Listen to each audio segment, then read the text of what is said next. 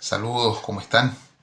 Bueno, aprovechando aquí de comenzar el año, estamos comenzando el segundo año de Geopolítica al Día, con mañana, o pasado mañana, un programa especial de lo que está sucediendo en este momento en el mundo. Fue el 2025 un año para nosotros maravilloso, donde se hizo más de 190 producciones, más de 85 videos que se subieron a la plataforma, con más de 100.000 visualizaciones, algo bueno que esperábamos para el primer año. Estaba en las estadísticas, estaba en nuestros objetivos.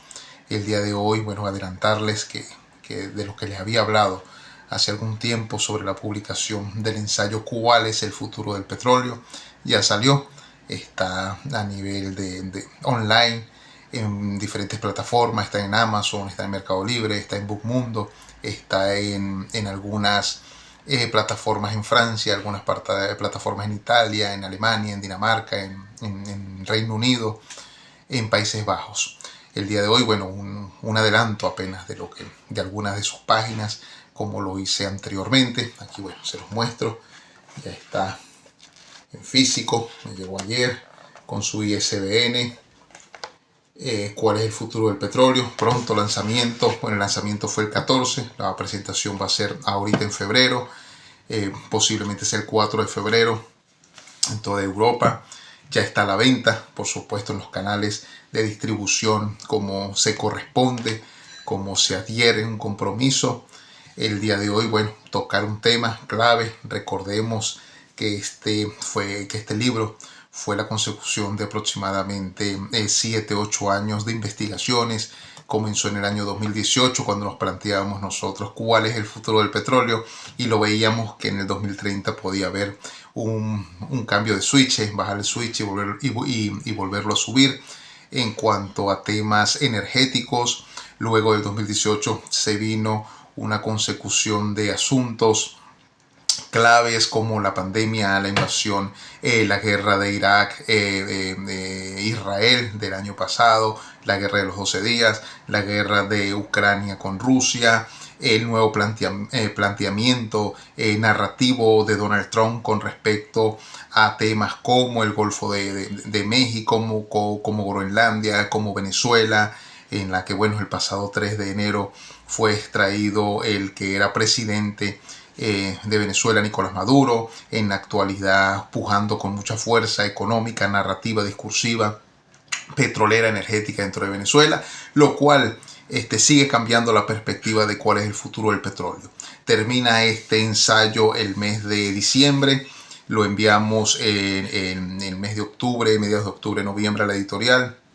Salió y faltó simplemente el capítulo de lo que está pasando en la actual Venezuela, cuando los organismos internacionales están muy pendientes de lo que podría pasar allí, están muy pendientes de lo que podría suceder en los próximos días. La ONU también está acercándose en ese tema. El conflicto en el Senado estadounidense entre los liberales y los demócratas y los republicanos, perdón.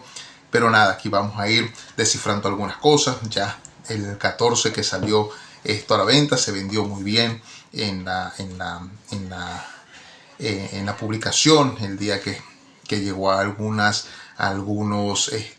librerías, más que todo aquí en España, en Países Bajos, Rotterdam, que es donde se imprime este libro, ¿no? O estos libros que se han publicado. En la web pueden encontrar no solamente esto, sino pueden encontrar mis 3 novelas y también el ensayo de Venezuela, Sociedad Anónima.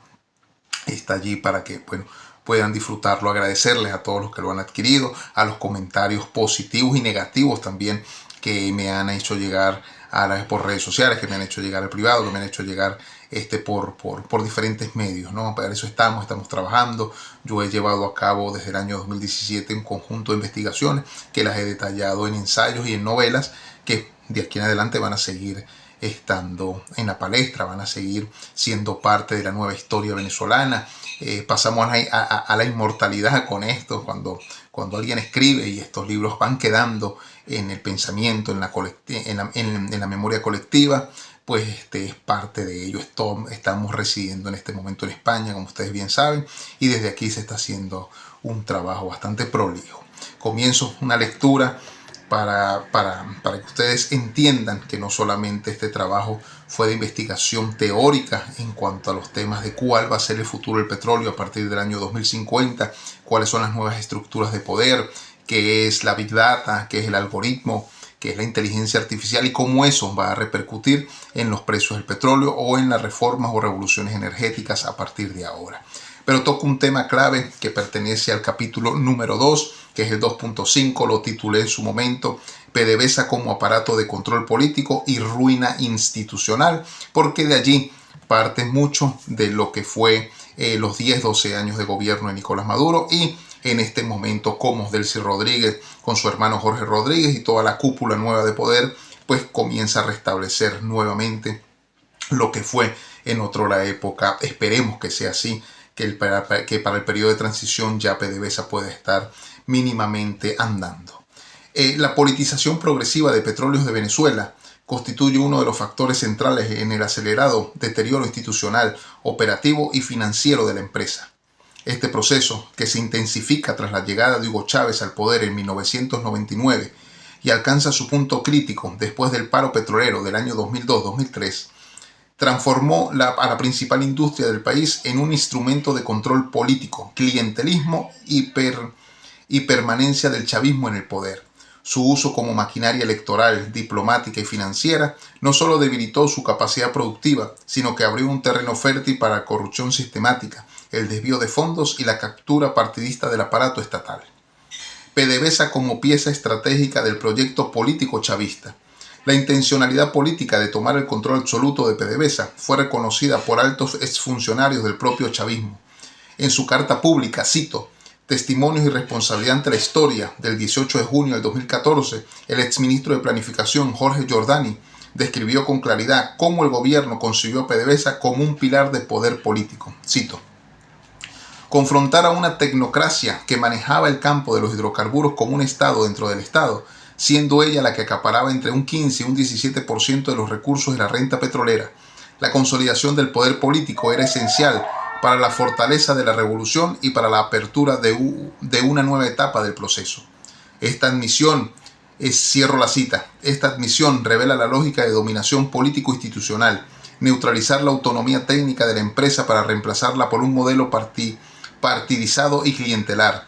PDVSA dejó de ser una corporación petrolera para convertirse en un ministerio paralelo financiador del proyecto revolucionario. La maquinaria electoral petrolera, un subtítulo. Según investigaciones del diario El Nacional, Serpi Rivera en el año 2013, bajo la presidencia de Rafael Ramírez, PDVSA se convirtió en un mecanismo operativo para asegurar movilización electoral del Partido Socialista Unido de Venezuela durante los procesos del 2005 hasta el 2010. Documentos internos y testimonios de empleados revelan la existencia de una estructura sistemática que involucraba a diversas gerencias, especialmente la Dirección de Planificación, encargadas de, movilizar votantes identificados con el PSUV, disponer de instalaciones, flotas y personal para la logística electoral, financiar viáticos, transporte y refrigerio, instalar puntos rojos cerca de los centros de votación, verificar el voto electoral de electores mediante el sistema 1x10, pagar a motorizados y transportistas para el traslado de votantes, reportar en tiempo real la afluencia de electores a la sala situacional, activar la operación remolque para llevar votantes indecisos o ausentes. Empleados denunciaron presiones directas para participar en actividades proselitistas y para garantizar el uso corporativo de recursos de PDVSA durante las campañas. Asimismo, fondos de la empresa fueron utilizados para adquirir líneas blancas, electrodomésticos y materiales de construcción distribuidos en periodos electorales, así como para financiar obras emblemáticas de la Gran Misión Vivienda Venezuela, convirtiendo la renta petrolera en una herramienta político-electoral. PDVSA como brazo geopolítico del chavismo. Con Chávez y luego con Nicolás Maduro, el petróleo y sus derivados se convirtieron en instrumentos de diplomacia ideológica. A través de acuerdos energéticos, líneas de crédito, donaciones y condonación de deudas, Venezuela construyó alianzas políticas regionales, muchas de ellas insostenibles y altamente opacas, que derivaron en escándalos de corrupción transnacional. Vamos con el primer caso, el caso Alba Petróleos de El Salvador. En 2019, la Fiscalía salvadoreña allanó Alba Petróleos y 26 empresas vinculadas por sospechas de lavado de dinero. Investigaciones del medio El Faro señalaron que esta red otorgó 88 millones de dólares en préstamos a empresas relacionadas con José Luis Merino, figura del Frente Militar de Liberación Nacional y posteriormente señalado por el Departamento de Estado de Estados Unidos por corrupción y narcotráfico. Entre 2009 y 2016, Alba Petróleos multiplicó su cartera de préstamos hasta alcanzar los 522 millones en deudas incobrables, un crecimiento inexplicable sin acceso privilegiado a capital venezolano. Panamá también inició investigaciones por legitimación de capitales vinculados a esta estructura. La plataforma Connetas, en su serie Petrofraude, documentó un patrón de especulación inmobiliaria y créditos hipotecarios irregulares que beneficiaron a empresas e individuos allegados al poder político salvadoreño, mientras PDVSA financiaba las operaciones. Segundo caso, Haití, corrupción, colapso institucional y Petrocaribe. Haití recibió más de 2.000 millones de dólares a través de Petrocaribe. Sin embargo, informes oficiales revelaron que 419 proyectos financiados con severas irregularidades. Están con severas irregularidades. 80.000 beneficiarios fueron beneficiarios fantasmas, 80.000, en programas sociales. 78 millones de dólares se despilfarraron solo en FAES. Desvío de fondos hacia carnavales y eventos políticos sin relación con el desarrollo. Hospitales sin recursos mientras se desviaban decenas de millones. El exgobernador del Banco Central haitiano, Fritz Jean, calificó el manejo de Petrocaribe como una orgía de corrupción. Tercer caso, San Vicente y las Granadinas, lealtad diplomática a cambio de dólares. Entre 2016 y 2018, el embajador sanvicentino nunca votó contra Venezuela en la Organización de Estados Americanos. A cambio, Venezuela condonó 29.9 millones de deudas del Banco del Alba. Acordó la condonación adicional de 100 millones de dólares en deuda de Petrocaribe. Se creó un fondo paralelo sin transparencia, denunciado por la oposición local.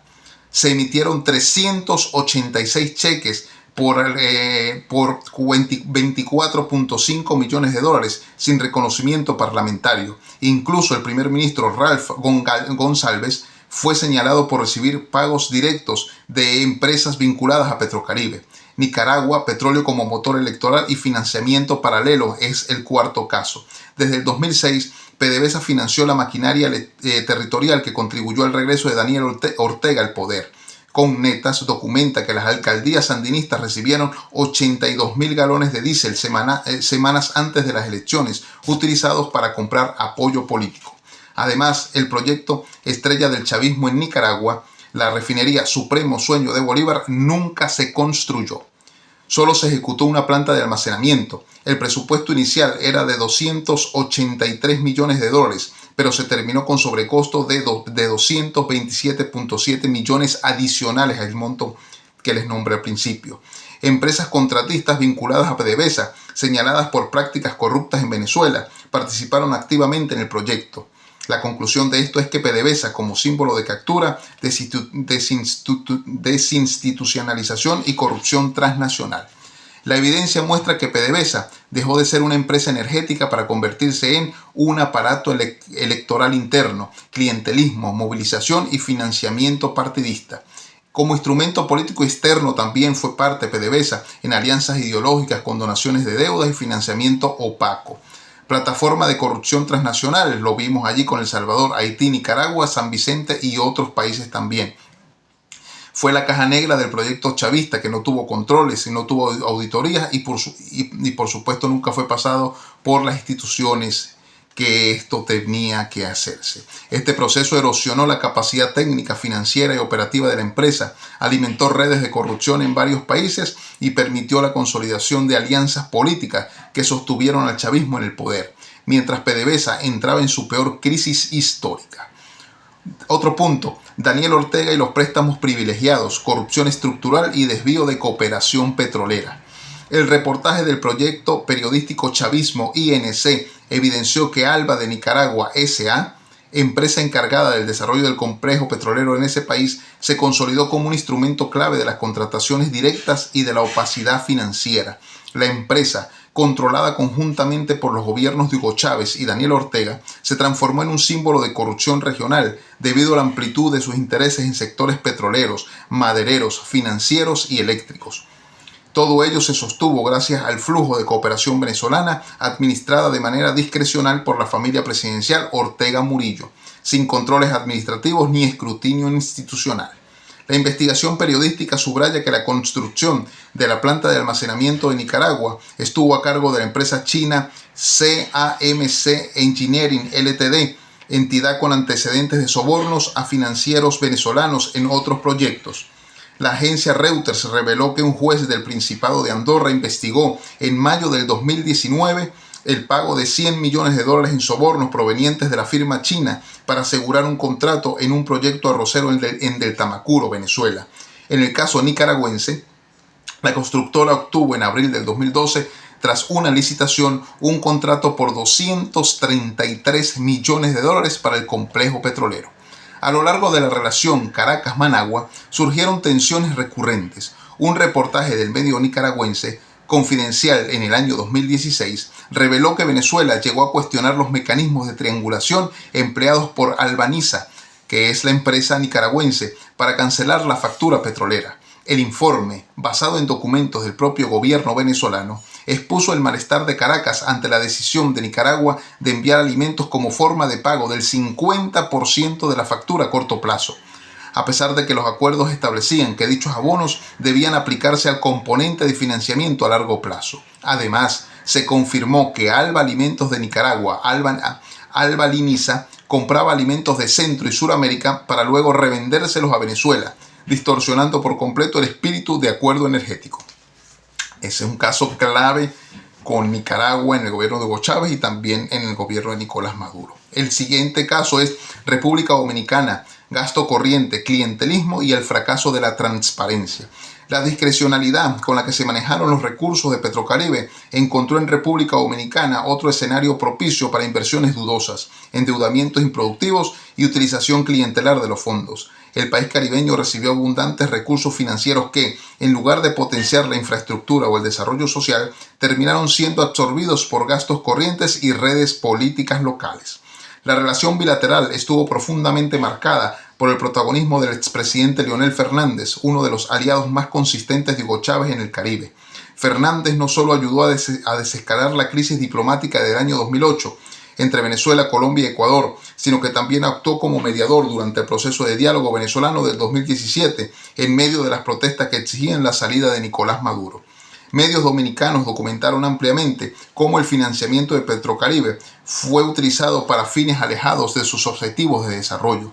Con el tiempo, el exceso de recursos frente a instituciones débiles profundizó los abusos, dejando claro que los petrodólares terminaron enriqueciendo a redes particulares antes que sostener proyectos de interés público. Otro caso, Argentina, sobreprecios, fideicomisos y una década de corrupción bilateral. En 2005, Chávez, junto con Néstor Kirchner y Luis Ignacio Lula da Silva, propuso la construcción del llamado Gran Gasoducto del Sur, que llevaría gas venezolano hasta Argentina. Aunque el proyecto jamás se ejecutó, lo que sí influyó con intensidad fueron miles de millones de dólares en petrodólares que alimentaron el vínculo político entre Caracas y Buenos Aires. Un fideicomiso bilateral creado en 2004 por Chávez y Kirchner, junto con más de 230 acuerdos firmados hasta el 2012, se convirtió en el epicentro de una compleja trama de corrupción. Un estudio de Transparencia Venezuela identificó al menos 14 casos judiciales relacionados con este entramado. La mayoría están paralizados por la falta de cooperación de la Fiscalía venezolana. La Sindicatura General de la Nación, el SIGEN, determinó que entre el año 2012 y 2016, el 67% de los pagos asociados al fideicomiso, por un total de $16.000 millones, correspondió a desembolsos extraordinarios. Aunque el fideicomiso concluyó tras la salida de Kirchner del poder, los flujos financieros continuaron. Otro caso, sobreprecios, lavado de dinero y el caso de Antonini Wilson, que es el nacimiento, el origen de toda la corrupción venezolana de PDVSA. Las estimaciones sobre el volumen total de corrupción ascienden a $3.000 millones en sobreprecios y operaciones de lavado. Algunos expedientes suman hasta $5.838 millones y figuran en la Fiscalía Argentina, aunque congelados por falta de cooperación desde Caracas. El caso más emblemático fue el del empresario Guido Antonini Wilson, detenido con un maletín que contenía $800.000 no declarados. durante su testimonio posterior en Estados Unidos, afirmó que la cifra real movilizada ascendía a $4 millones destinados presuntamente al financiamiento político en Argentina. Otro caso, empresarios beneficiados y tramas binacionales. En un foro de Transparencia Venezuela, el periodista argentino Iván Ruiz explicó que los recursos del fideicomiso eran gestionados por el ministro Julio De Vido y su secretario José María Olazagasti. Ambos facilitaban operaciones con sobreprecios que beneficiaban a empresarios argentinos y venezolanos en detrimento del Estado venezolano. Uno de los casos paradigmáticos fue el de Juan José Levi, dueño de pequeños laboratorios que produjo artículos de higiene vendidos a Venezuela con sobreprecios que alcanzaron entre 300 y 400% de sobreprecio. Su expediente judicial permanece paralizado pese a años de investigación. Pablo Secchi, director ejecutivo de Transparencia Internacional en Argentina, describió un entorno caracterizado por ausencia de transparencia, discrecionalidad en el uso de recursos públicos, falta de rendición de cuentas, opacidad en compras estatales, conflictos de intereses y sospechas de financiamiento político irregular. Para Secchi, Venezuela se convirtió en uno de los principales proveedores de capital de Argentina, comprando unilateralmente bonos con dólares provenientes del petróleo, lo que agravó las prácticas corruptas. Otro punto, mafias del combustible, reconocimiento y fracaso del Estado venezolano. En un inusual gesto de aparente autocrítica, Nicolás Maduro reconoció públicamente las graves irregularidades en la distribución de combustible.